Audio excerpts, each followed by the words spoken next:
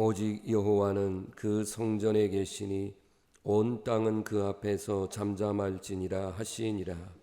하나님은 영이시니 예배하는 자가 영과 진리로 예배할지니라. 아멘. 여러분 일어서서 성시교독 30번입니다.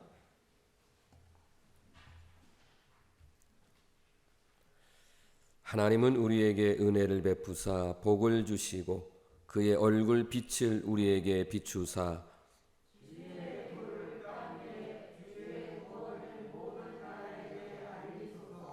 하나님이여 민족들이 주를 찬송하게 하시며 온 백성은 기쁘고 즐겁게 노래할지니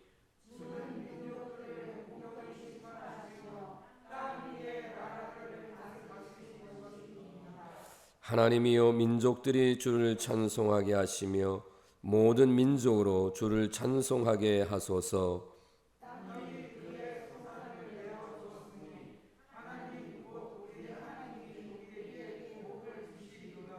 하나님이 우리에게 복을 주시리니 아멘.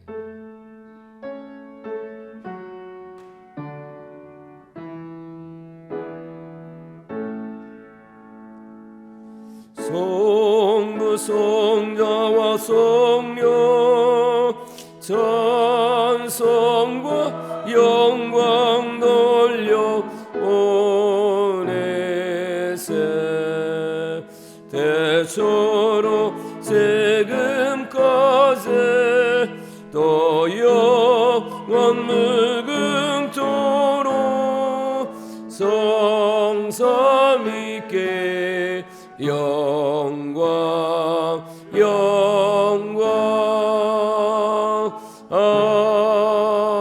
아멘. 자리에 앉으시기 바랍니다. 기도드립니다.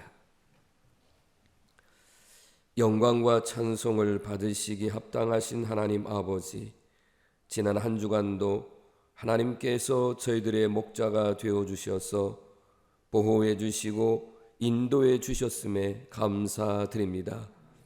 오늘 거룩한 주일에 주님께서 베풀어 주실 은혜를 사모하며 몸과 마음과 물질을 구별하여 온전히 예배 드리오니 기쁘게 받아 주옵소서. 예배 드리는 저희들에게 목자이신 주님의 음성이 말씀으로 채워 주시사 심령이 배부르며 참된 평강과 만족을 누리는 복된 시간이 되게 하옵소서. 오늘은 존 웨슬리 목사 회심 284주년 기념주일로 지킵니다.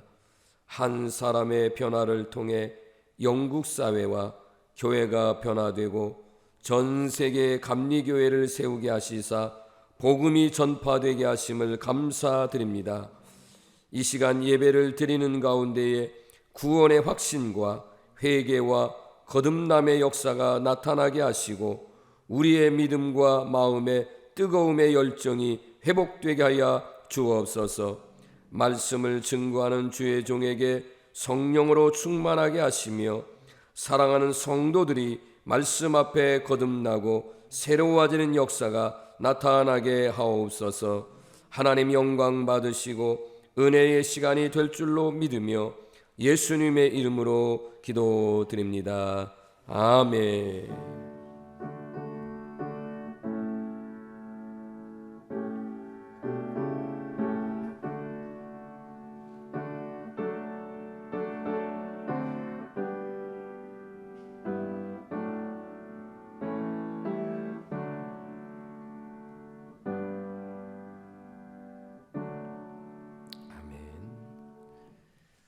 사랑의 교제 시간인데 우리 앞뒤 옆 사람 서로 사랑합니다 인사할까요?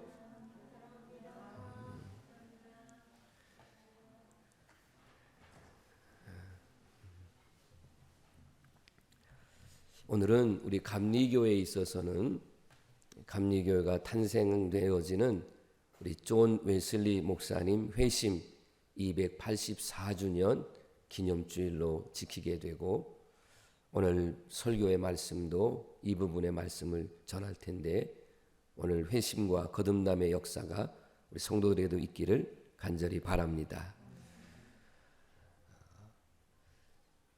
6월 달부터 공동 식사와 또 오후 찬양 예배를 드리려고 합니다.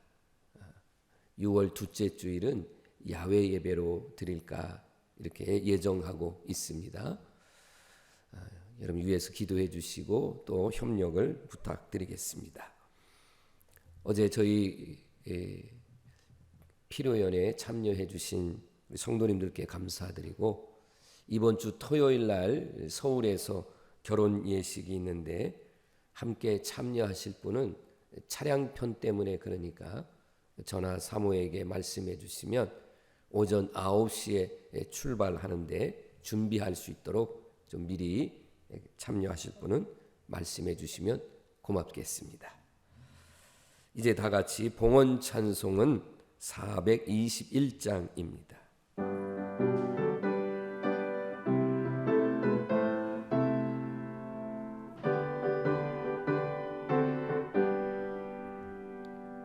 내가 예수 믿고서 죄사함 받아 나의 모든 것 다 변했네. 지금 내가 가는 길 천국길이요 주의 피로 내 죄가 씻겼네. 나의 모든 것 변하고 그 피로 구속 받았네. 하나님은 나의 구원 되시오니 내게 정죄함 없겠네. 주님 밝은 빛 되사 어둠에 쓰니 나의 모든 것 다 변했네. 지금 내가 주 앞에 온전케 됨은 주의 공로를 의지하면서 너의 모든 것 변하고 그 피로 구속 받았네.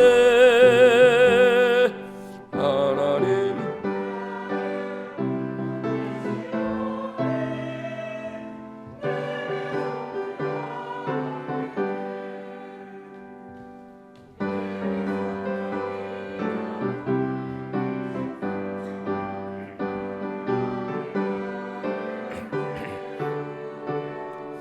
모든 공포 내게서 물리치시니 내 맘 항상 주 안에 있겠네. 나의 모든 것 변하고 그 피로 구속 받았네. 하나님은 나의 구원 되시오니 내게 정죄함 없겠네.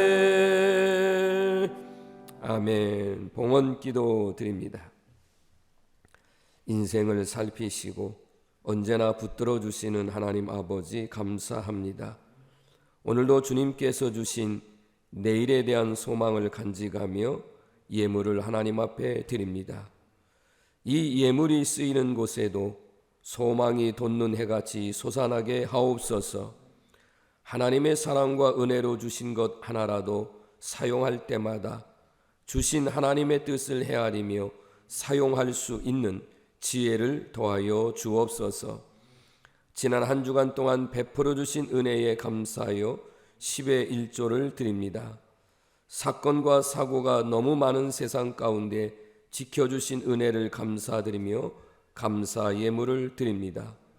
주일 헌금, 선교 1,000번제, 건축 차량 헌금 등을 믿음으로 담아 하나님 앞에 드립니다. 이와 같은 헌금을 드려도 세상에서 살아가는 데는 부족함이 없이 감당할 수 있는 믿음과 경제적인 여건에 복을 내려 주옵소서. 물질의 많고 적음을 떠나 주님께 드리고 싶은 마음을 담아 드리오니 하나님 아버지 기쁘게 받아 주옵소서. 갖가지의 기도의 제목을 따라 드리는 예물마다 하나님께 향기로운 제물이 되게 하시고 하나님의 뜻이 이루어지고 하나님 앞에 거룩하게 쓰임받는 도구로 사용되게 하여 주옵소서. 이 시간 다시 한번 주의 종이 간구하옵나니 믿음과 정성이 담긴 이 예물이 쓰이는 곳곳마다 하나님의 나라가 증거되도록 역사하여 주시고 하나님의 나라가 확장되는데 사용되어지는 놀라운 기적의 예물이 되게 하옵소서. 지난 한 주간 주님과 교회를 위하여 기도와 봉사와 수고를 한 성도들을 기억하시고 그들의 수고와 봉사가 아름다운 열매를 맺도록 역사하여 주옵소서. 주님 앞에 나와서 믿음의 무릎을 꿇는 거룩한 하나님의 백성들, 저들의 각 가정과 모든 일터 위에 하나님께서 차고 넘치는 복을 내려 주시옵소서. 이 모든 것을 하나님 앞에 감사드리며 예수님의 이름으로 축복하며 기도드립니다. 아멘.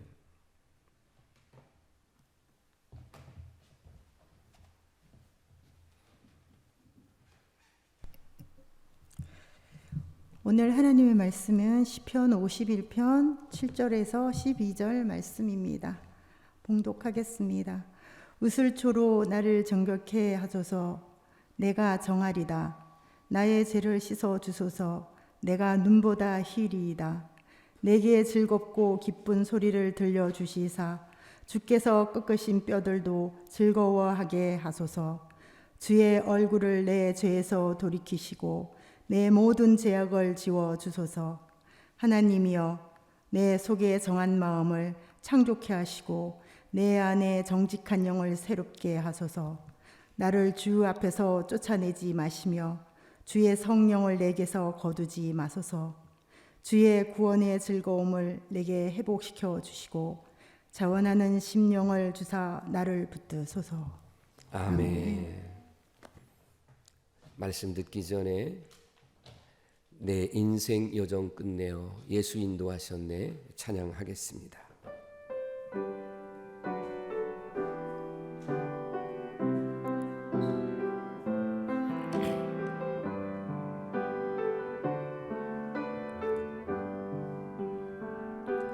내 인생 여정 끝내어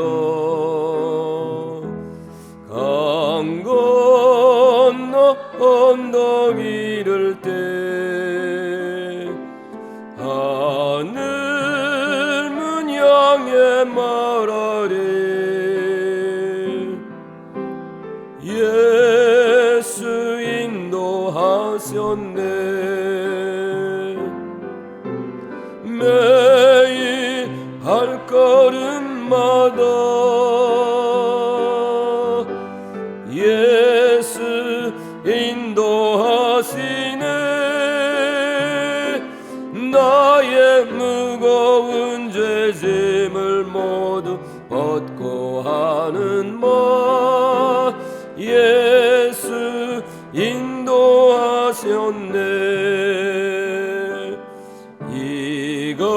이것이 바른 인생은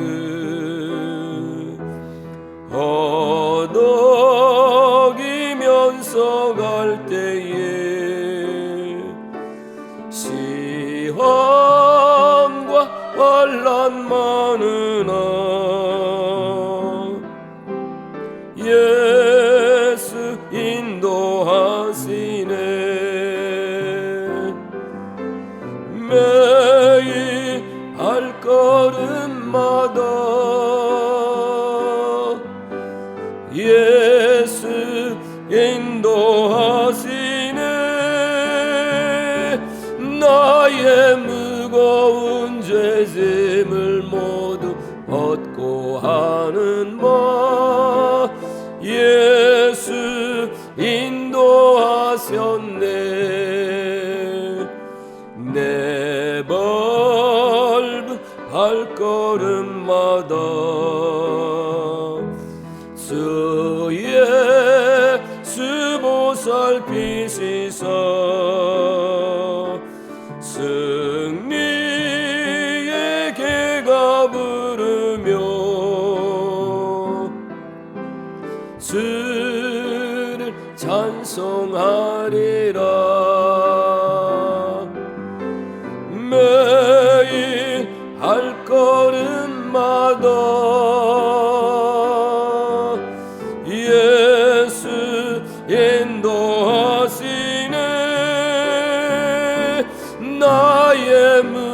무거운 죄짐을 모두 벗고 하는 뭐 예수 인도하셨네.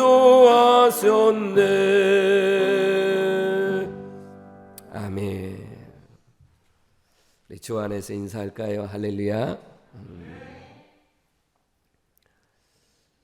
오늘은 5월 네 번째 주일이면서 말씀드린 대로 감리교회 창시자가 되시는 존 웨슬리 목사님의 거듭남 회심의 284주년을 기념하는 주일로 우리 감리교회가 지킵니다. 오늘도 이렇게 귀한 예배에 참여하여 예배드리는 사랑하는 성도님들, 영상을 통해서 예배드리는 우리 모든 성도님들을 포함해서 여러분의 모든 가정과 또 자녀들, 기업 위에 하나님의 크신 은총과 평강의 복이 임하기를 주님의 이름으로 축복합니다. 지금까지 교회의 역사를 살펴보면 하나님께서는 그 시대에 그때에 역사를 하시는데 사람의 숫자가 많다, 적다 가리지 않습니다. 교회의 규모가 크다, 교회의 규모가 작다 이것에 의해서 하나님이 움직이지 않습니다. 하나님은 그 시대에 하나님의 사람이 필요하면 그 사람에게 주목하십니다. 나이가 많든 어리든 지혜가 많든 부족하든 건강하든 건강이 약하든 남자 여자 구별 없이요. 하나님은 그 시대에 하나님이 필요하다고 생각되어지면 그 어떤 사람을 주목하시고 또 그 사람을 거듭나게 하셔서 하나님의 역사를 이루어 가십니다. 할렐루야. 여러분 이렇게 말씀을 들으면 아니 혼자 어떻게 그 사람의 힘으로 그런 역사를 이루어 갈 수 있겠느냐 생각되어지지만 그 한 사람 뒤에는 전능하신 하나님이 함께 계세요. 그러니까 보여지는 것은 한 사람이라 할지라도 하나님이 역사하니까요. 그 한 사람을 통해서 얼마든지 그 교회, 그 사회, 더 나아가 그 나라, 전 세계에도 영향력을 끼칠 수 있다는 겁니다. 나라를 살리기도 하고 운명을 바꿀 수도 있다는 것입니다. 초대교회가 교회로서의 초석을 다지는 데에 그리고 이스라엘을 넘어서서 전 세계로 복음이 증거되는 데에 가장 초석을 놓았던 분이 누구냐면 바로 박해자였던 사울이었습니다. 예수님과 교회를 얼마나 박해를 하는지 그 열심이 대단합니다.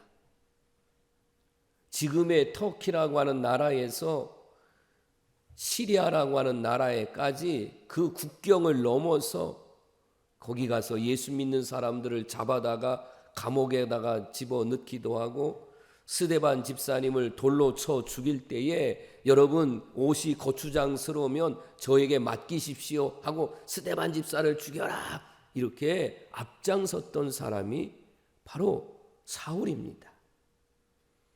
그런데 하나님은요 이 초대교회를 이제 세워가는 데에 그 사람이 필요한 그 잘못된 열심을 좋은 신앙의 열심으로 바꾸어서 사용하시면 되니까 다메섹 도상에서 부활하신 예수님이 그를 만나시고 그를 박해자에서 전도자 바울로 바꾸어서 세계 선교에 이렇게 복음이 전파되는 데에 정말 가장 큰 역할을 했던 사람이 이제는 박해자 사울이 아니라 전도자 바울이 되었습니다.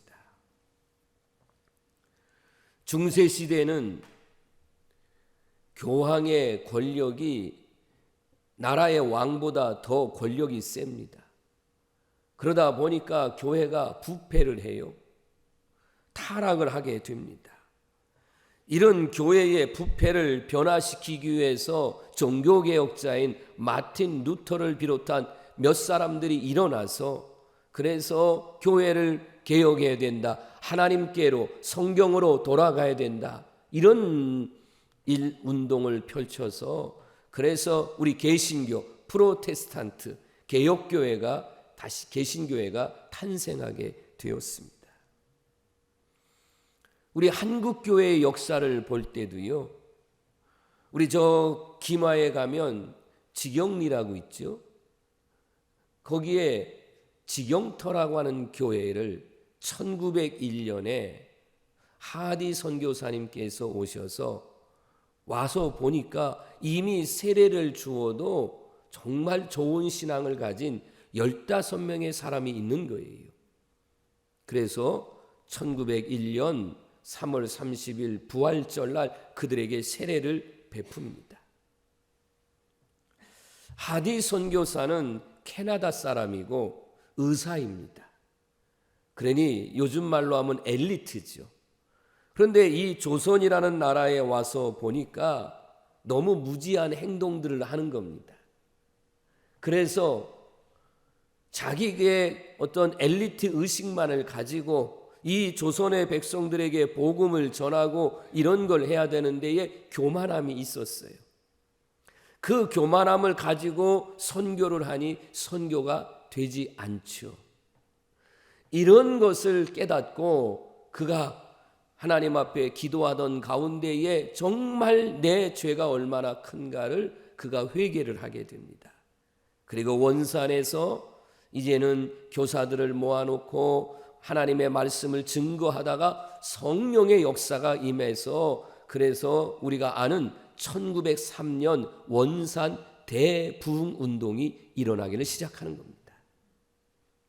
놀라운 성령의 역사가 저 북한에 있는 원산에서부터 시작되어다 보니까 1907년 장로교에서 많이 말씀하고 있는 평양 대부흥 운동에 이 하디 선교사님을 주 강사 부흥 강사님으로 초청해서 그래서 그들에게 말씀을 증거하기를 시작하니까 얼마나 회개의 역사가 일어나냐면 말씀을 듣다가 회개하니까 일어나서 나는 이런 죄를 저질렀습니다.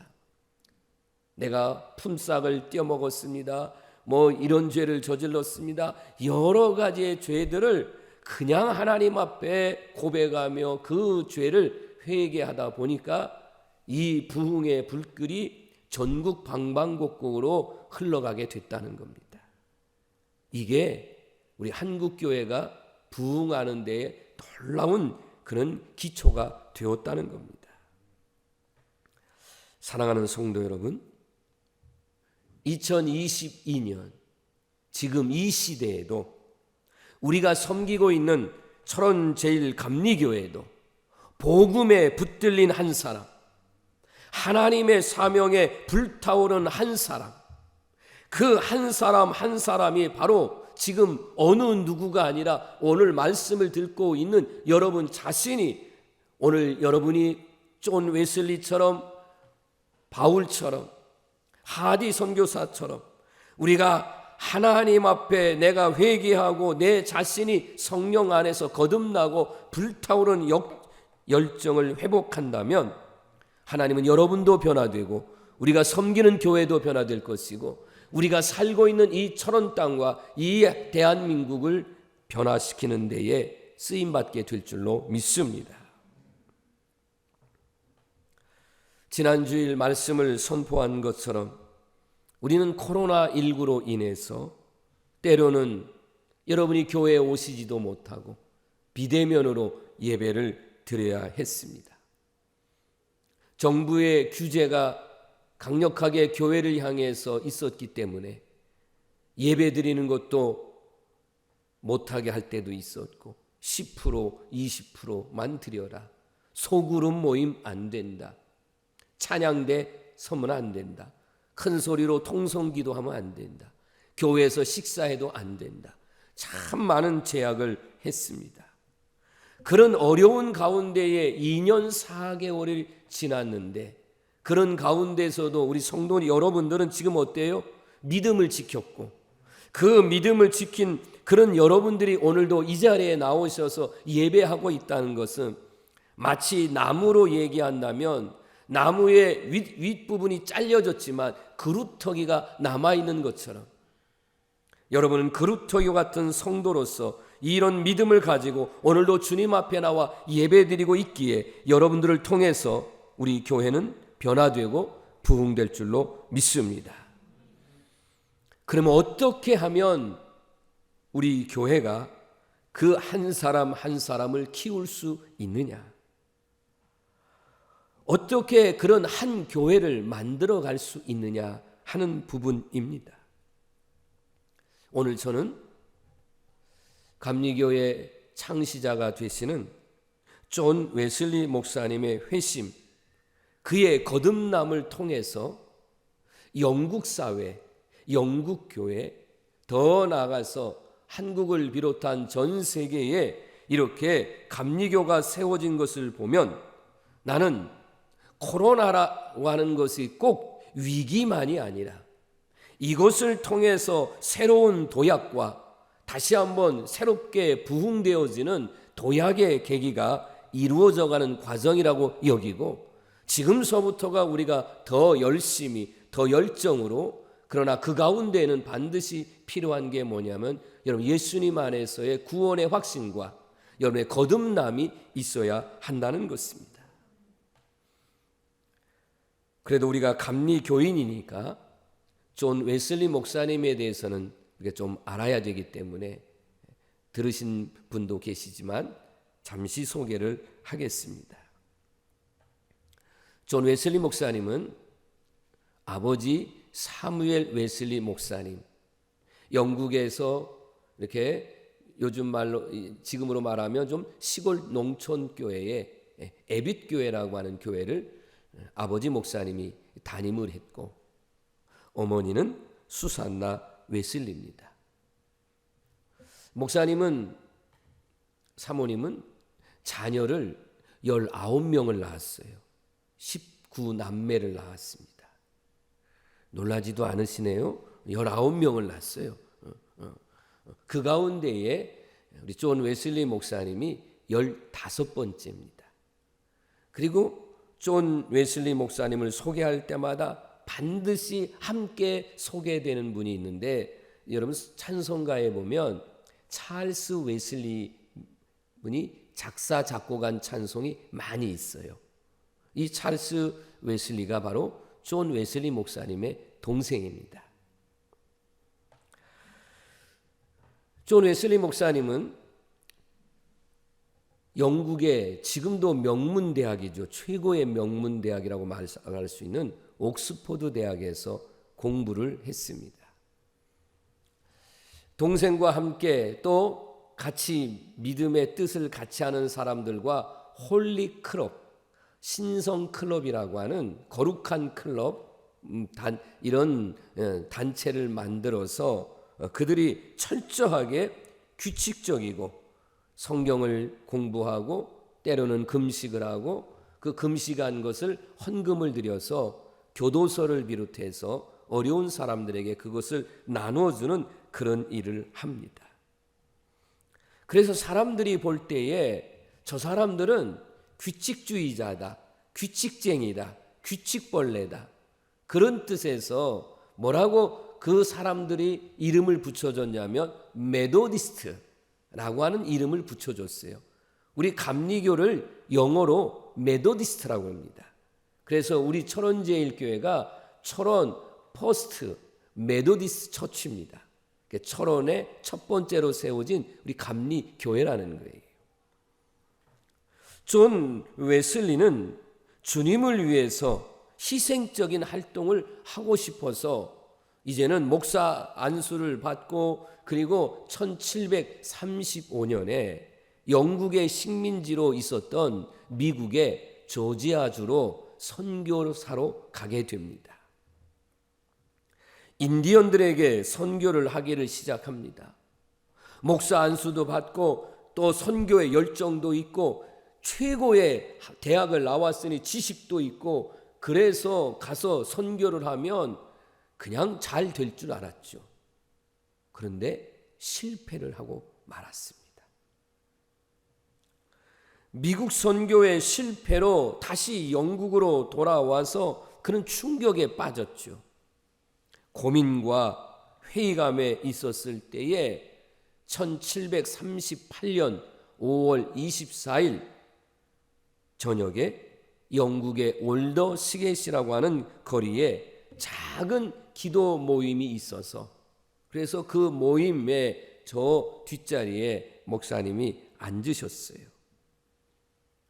거기는 목사가 없고 그냥 인도자가 마틴 루터가 쓴 로마서를 주석해 놓은 그 서문을 이렇게 읽어주는 겁니다. 그런데 그 말씀을 이미 다 알고 있는 목사님인데 그 말씀을 듣는 가운데에 어때요? 구원의 확신과 거듭났다라고 하는 확신을 갖게 되었어요. 그래서 그 말씀을 듣다가 뜨거움에 이런 마음의 체험, 여기가 따뜻해졌다고 그래요, 마음이. 그래서 손을 들고 제가 지금 거듭난 이 은혜를 간증하고 싶습니다. 그래서 그 자리에 은혜를 받고 앞에 나와서 간증을 하는 겁니다. 1738년 5월 24일 오후 9시 15분 전 그 사람 낭독자가 하나님께서 예수님을 믿는 자의 마음에 일으키는 변화를 논하는 부분을 읽을 때 나는 마음이 뜨거움을 느꼈다. 이것을 지금 간증하면서 글로 기록해 놓은 것입니다. 하나님은 내 속에서 우리를 변화시킨다는 것입니다. 나의 옛사람을 죽이고 우리의 마음과 기질과 성품을 완전히 바꾸어 놓으신다는 겁니다. 그래서 우리를 창조적이고 생명적 활동의 능력의 삶으로 나를 살게 하신다. 나는 이 말씀 앞에 내 마음이 뜨거워짐을 경험했다. 그래서 이제는 나는 나에게 있어서의 예수님은 오직 그리스도요. 나는 주님만을 믿고 그 마음을 가지고 살겠다는 확신을 가졌다는 거예요. 바로 웨슬리 목사님의 마음속에 바로 구원의 확신과 더불어서 그 시간에 성령의 임재가 그를 사로잡았고 그리고 이런 은혜를 가지고 88세에 하나님의 부르심을 받을 그날까지 그는 50여 년 동안 오직 복음의 말씀을 전하는 하나님의 사람으로 쓰임받게 되었다는 것입니다. 사랑하는 우리 성도 여러분, 여러분에게 정말 중요한 것은 뭐냐면 우리는 열정, 하나님께 대한 믿음, 이게 중요한 겁니다. 여러분 사람 사이에도요 사랑을 해보세요. 그러면 사랑에 불이 붙는다고 그러죠. 뜨거워집니다. 우리가 일을 사랑하는 사람 보세요. 일에 대한 열정이 넘쳐요. 그래서 그 사람은 일하는 게 힘들지 않다라고 말합니다. 여러분 우리 예수님을 믿는 사람들은 어떤 사람들이어야 되느냐? 우리는 하나님을 사랑합니다. 하나님을 사랑하니까 하나님과 나 사이에 어때요? 믿음의 불이 붙어야 됩니다. 존 웨슬리 목사님은 바로 이 작은 기도의 모임 속에서의 이 말씀 앞에 그는 하나님을 사랑하는 이 믿음의 불이 붙었어요. 그리고 이런 신앙적인 경험을 가지고 이제는 그는 복음의 말씀을 전하기를 시작합니다. 요한복음 3장 3절에 보면 사람이 거듭나지 아니하면 하나님의 나라를 볼 수 없다라고 말씀하셨습니다. 여러분에게 이렇게 축복할 테니까 아멘으로 받으세요. 사랑하는 여러분, 거듭나시길 바랍니다. 변화되시기를 바랍니다. 내가 거듭나야 되고 변화되어야 돼요. 그런데 다 마음은 원하잖아요. 여러분 아멘으로 고백했잖아요. 내가 거듭나고 변화되기를 소망하는데 내 마음대로 되지는 않아요. 그런데 어떻게 하면 변화될 수 있을까라고 말할 때에 정말 중요한 것은 뭐냐면 예수님께서 나의 구세주고 나는 그 예수님을 믿으면 내가 죄사함 받고 속죄함을 받는다는 확신, 나는 예수님 때문에 구원함을 받았다는 확신, 이 확신이 내게 들어가게 되어지면 여러분 흔히 말하는 성령 받고 막 불받았다, 뭐 뜨거워졌다, 뭐 여러 가지에 나타난 은사가 없다 할지라도요, 여러분의 마음속에 뜨거움, 따뜻함, 이게 하나님의 은혜구나, 이게 속죄함의 은총이구나 라고 하는 것을 깨달을 수 있다는 겁니다. 믿음은 들음에서 난다고 말씀했습니다. 그렇기 때문에 우리는 하나님 앞에 예배를 드리고 하나님의 말씀을 가까이 해야 하는 것입니다. 그러면 영국 사회는 어떤 모습을 가지고 있었느냐 하는 것입니다. 영국은 이 1700년대서부터 산업화 혁명이 일어났어요. 이 산업사회가 되기를 시작하면서 기계화가 되고, 그리고 도시로 사람들이 이제는 집중하는 이 쏠림 현상이 있게 됐습니다.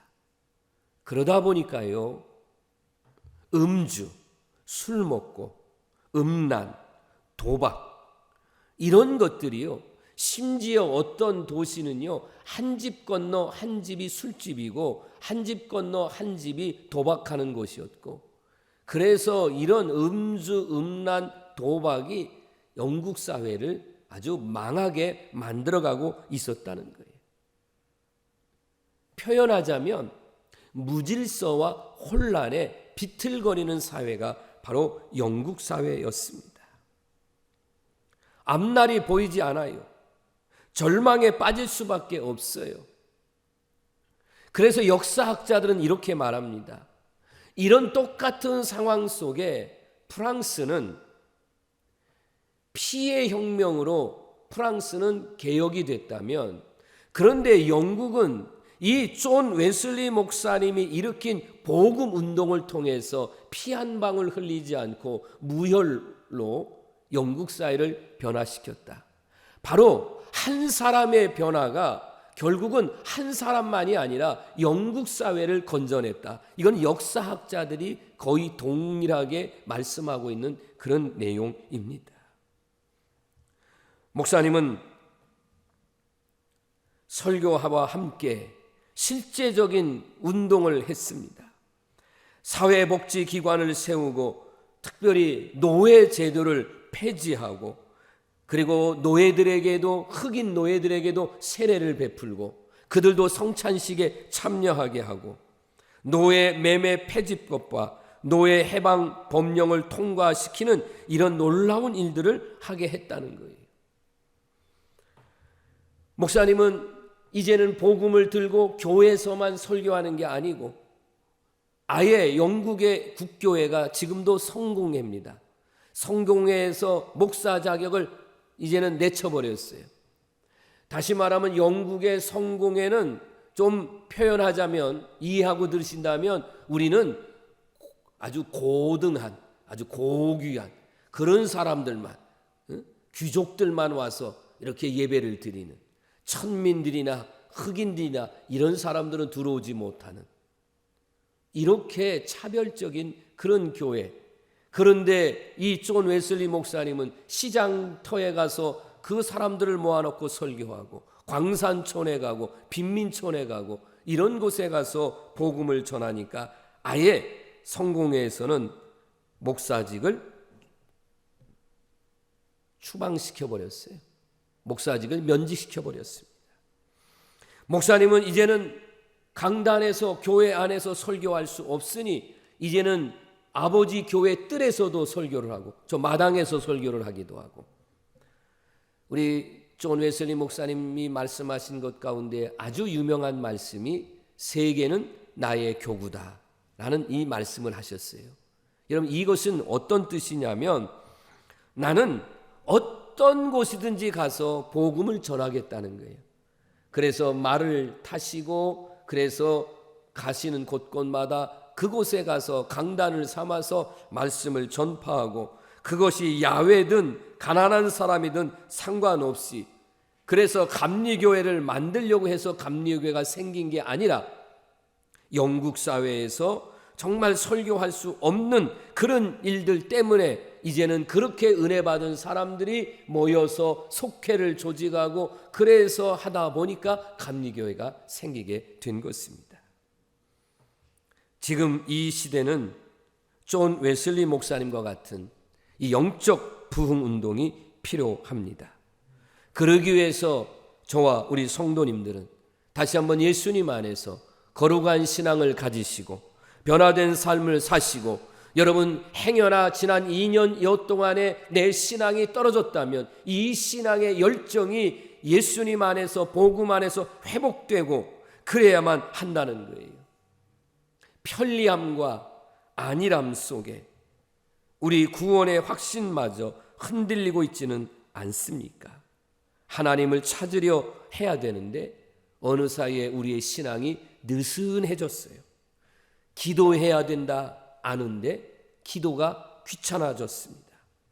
교회에 나오는 것도 이제는 그냥 집에서 영상으로 이렇게 드리면 되지 드문드문 나오는 경우도 있습니다. 라오디아 교회를 한번 살펴보세요. 지금 터키에 있는 무너져 버린 이 라오디아 교회를 향해서 요한계시록 3장 17절에 이렇게 주님이 말씀하십니다. 네가 말하기를 나는 부자라 부유하여 부족한 것이 없다 하나 네 곤고한 것과 가련한 것과 가난한 것과 눈먼 것과 벌거벗은 것을 알지 못하는도다. 아멘. 여러분, 이들은요 스스로가 부자다라고 생각했어요. 사실 이 라오디가 교회가 있는 지역은요 사람들이 부자예요. 그들이 기업을 일구고 있는 곳이 먹고 살기에 아주 좋은 곳입니다. 그래서 교회에 올 때에 그들은요 멋있는 외투를 입고 오기도 하고 자랑을 하고 뽐내면서 오는데 우리 주님의 눈에는 뭐라고 그랬어요? 너희들은 벌거벗은 자와 똑같다. 너희들 눈에 안약을 사서, 그 지역에는 지금도 이 안약을 만드는 그런 공장들이 있습니다. 그리고 이런 외투나 모피나 이런 것들을 하는 기업이 지금도 많아요. 거기 성주순례 가면 아마 혹할 정도로 그런 아주 멋있는 그런 옷들을 이렇게 살 수 있는 곳이 이 지역이에요. 그런데 우리 주님은 그들을 향해서 그렇지 않다라는 거죠.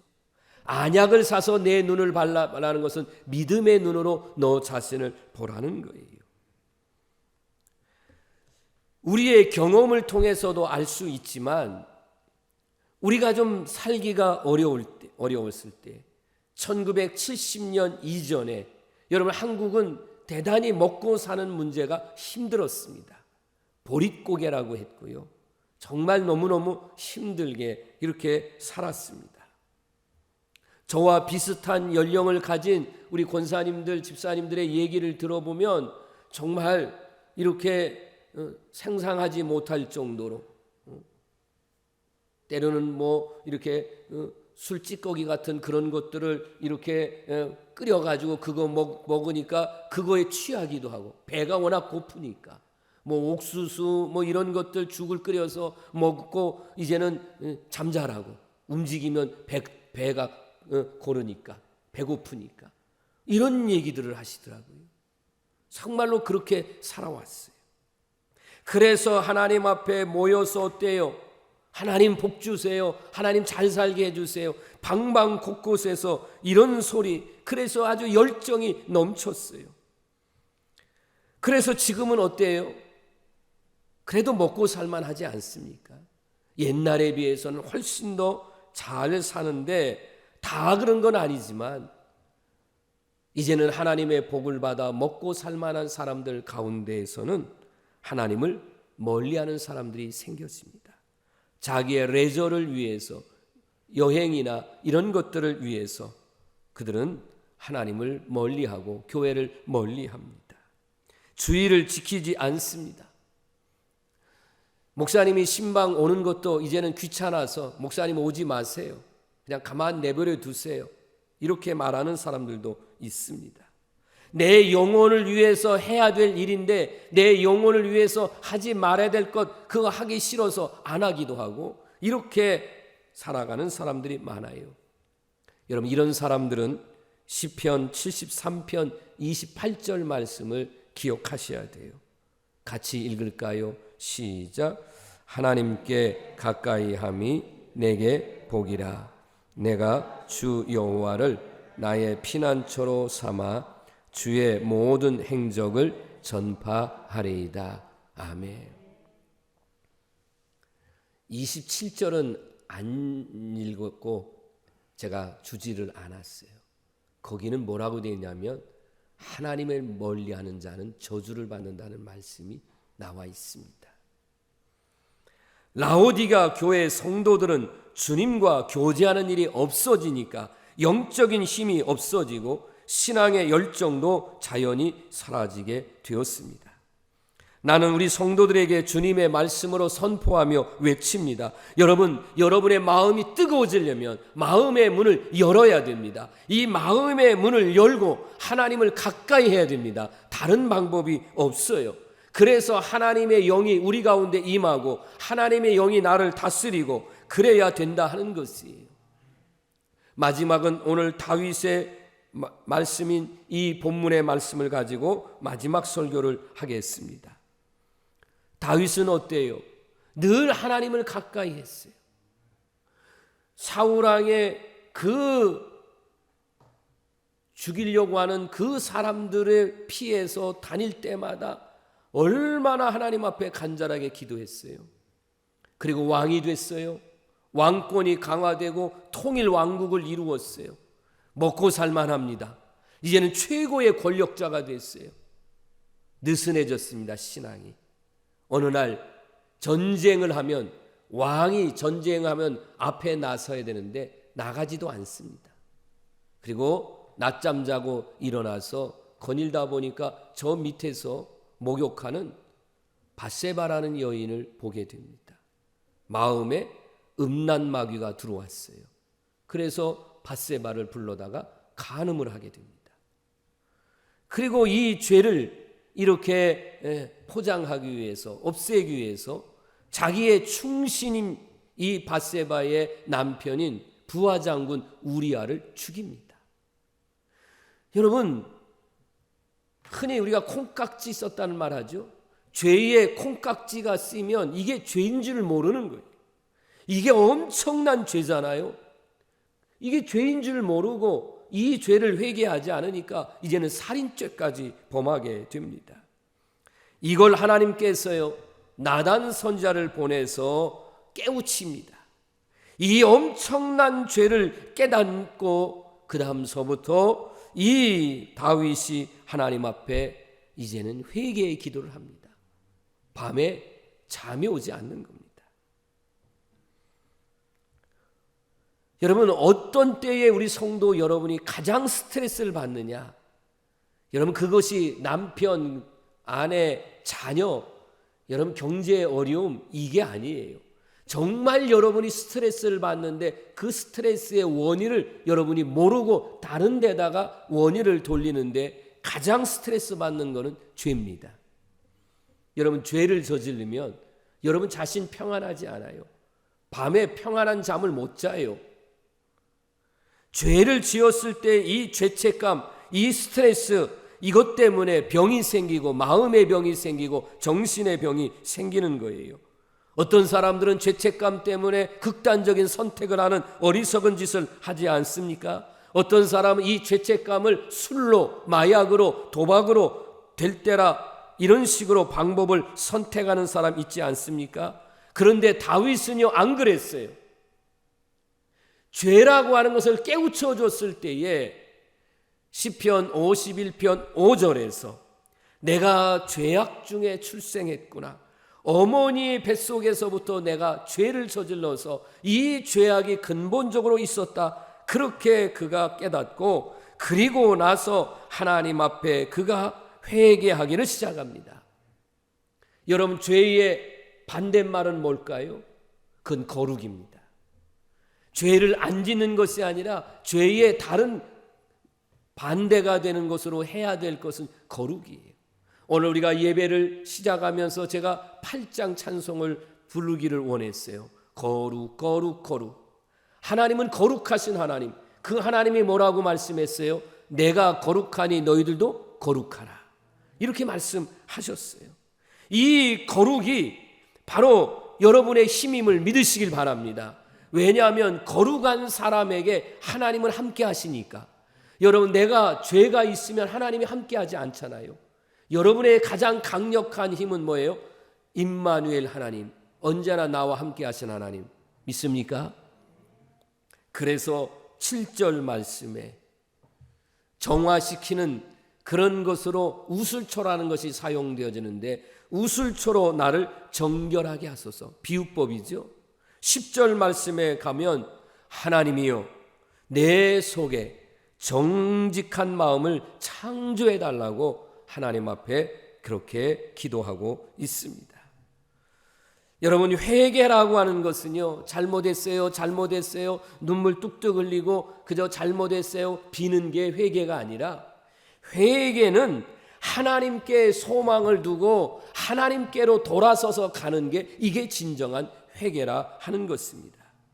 나는 우리 성도들에게 여러분의 마음속에 그 어떤 거라도 죄가 있다면 그 여러분의 죄를 예수님의 보혈로 씻음 받으시고, 여러분의 마음이 세상으로 향했던 것들을 하나님께로 돌아서는 진정한 회개가 있을 때에 여러분의 마음속에 존 웨슬리 목사님에게 임했던, 박해자 이 사울에게 임했던 성령이 여러분에게 임할 줄로 믿으시기를 바랍니다.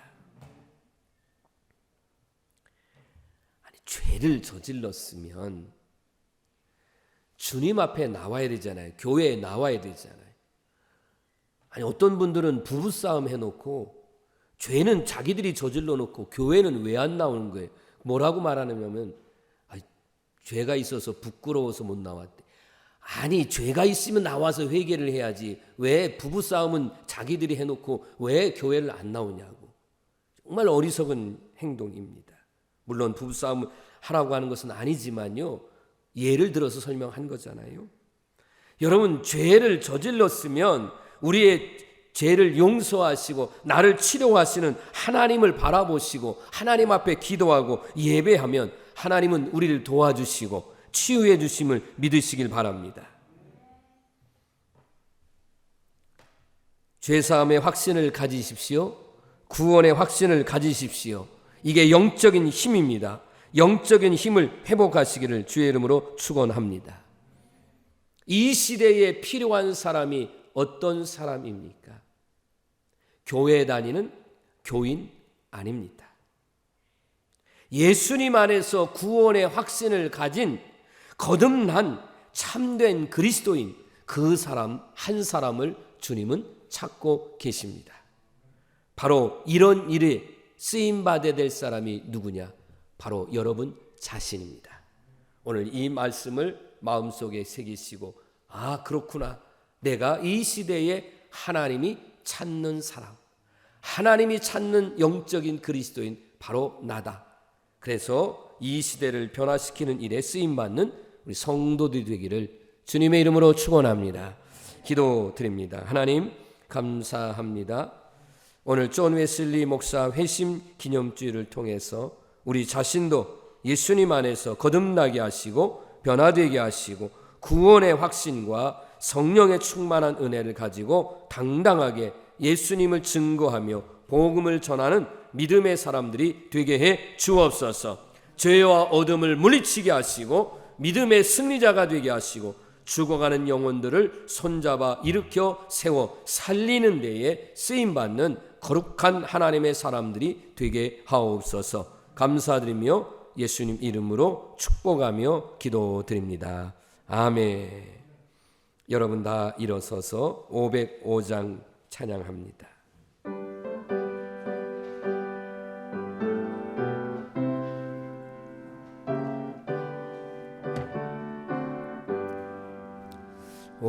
세상 위하여 나 복음 전하리. 만백성 모두 나와서 주 말씀 들으라. 죄 중에 빠져서 헤매는 자들아, 주님의 음성 듣고서 너 구원 받으라. 전하고 기도해 매일 중에 되리라. 세상 모든 사람 다 듣고 그 사랑 알도록 온 세상 위하여 이 복음 전하리. 저죄인 회개하고서 주 예수 믿으라. 이 세상 구하려 주 돌아가신 것 나 증거하지 않으면 그 사랑 모르리. 전하고 기도해 매일 증인 되리라. 세상 모든 사람 다 듣고 그 사랑 알도록 온 세상 위하여 승리 임하네. 주 예수 이름 힘입어 이 복음 전하자. 먼 곳에 나가서 전하지 못해도 나 어느 곳에 있든지 늘 기도 힘쓰리. 전하고 기도해 매일 증인 되리라. 세상 모든 사람 다 듣고 그 사랑 알도록. 아멘. 예수 그리스도의 십자가의 구속의 은혜와 하나님 아버지의 그 크신 사랑하심과 성령님의 감화감동 역사 충만한 은혜가 내 속에 있는 모든 죄를 예수 보혈로 씻음받게 하시고 구원의 확신, 거듭남의 확신을 가지고 이제는 당당하게 세상을 향하여 복음을 증거하며 그리스도인답게 살기를 결단하며 세상을 향하여 나가는 우리 모든 성도들과 섬긴 교회 이민족과 세계 열방에까지 영원토록 함께 하옵시기를 간절히 축원하옵나이다. 아멘.